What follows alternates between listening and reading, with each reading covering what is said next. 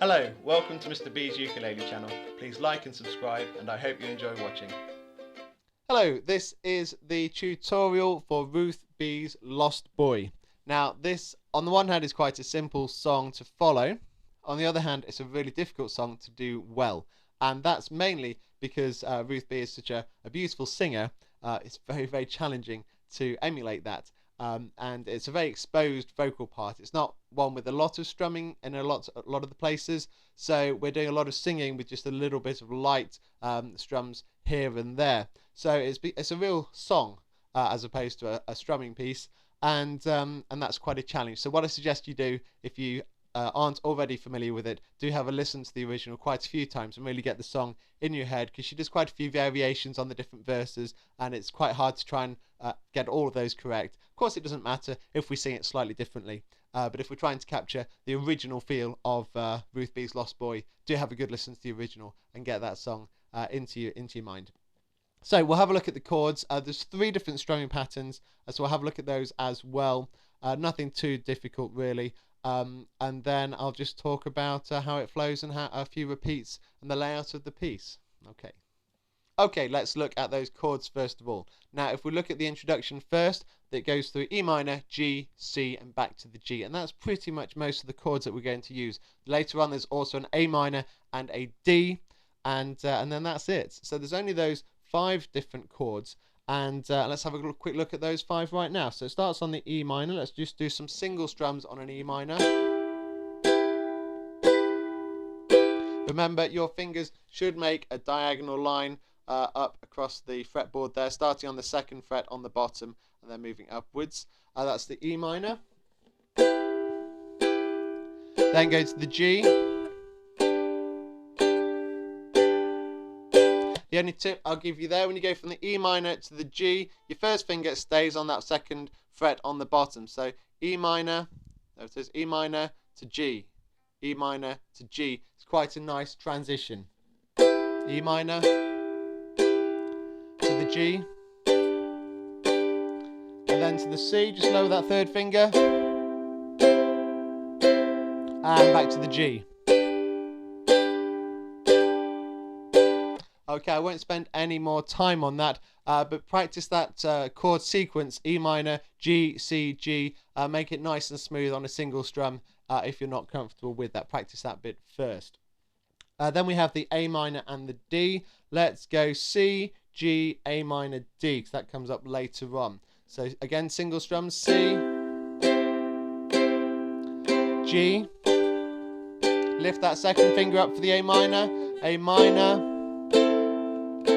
and then flatten it for the D. Remember, it's not a complete bar. We're not doing the whole 2nd fret. We do the top 3 strings for the D. So we go from the A minor to the D like that. A minor, just the top string on the 2nd fret to the D. So that's quite an easy transition, but you've got to make sure you're putting enough pressure across those top 3 strings to make it a clean D. Let's just do that one more time. C, G, A minor, D. C, G, A minor, and D. And then the only other thing we are going to do a couple of times in the piece is we're going to pick that D. Now, you can use all your fingers and your thumb if you want to. For this, because it's quite slow, I just start on the top string on the D, and I just use my thumb across all 4 strings. So I don't try and bring my fingers in for this, just because we're just going to do it on one chord in a couple of individual places. So it's just one really slow chord pick on the D, and actually at that speed it's really quite controlled just to do it with your thumb. Practice that a couple of times. So your D chord is in position, and we're just strumming down from the top string, plucking down rather from the top string. So we'll do C, G, A minor, D with a pick on the end. G, A minor, twice D, D now pick. Okay, practice that a few times as well, because that will be very useful for a couple of parts of the song as well. Okay, let's look at the strumming now. There are 3 strumming patterns to this. Most of the piece is a simple single strum. So a lot of it is just single strums with singing in between. So as I said earlier, the vocal part is very exposed. There's also a standard down, up, down, up, down, up, down, up through parts of the chorus. And then there's a down, down, up, down, down, up that links to that as well. So let me talk you through those 3 strumming patterns and where you find them. So the whole song starts off with the introduction, E minor, G, C, G. That's all just 4 simple down strums like this. And then we're going to go back to the E minor and start singing. There was a time when I was alone, nowhere to go and no place to call home. My only friend was the man in the moon, and even sometimes he would go away too. So you can see it's just 1 strum and then we sing in between. So you've really got to listen to the timing of it as well, because you can't really follow your strumming with your singing. You've just got to know the timing and feel the timing of the piece and keep that beat going in your mind.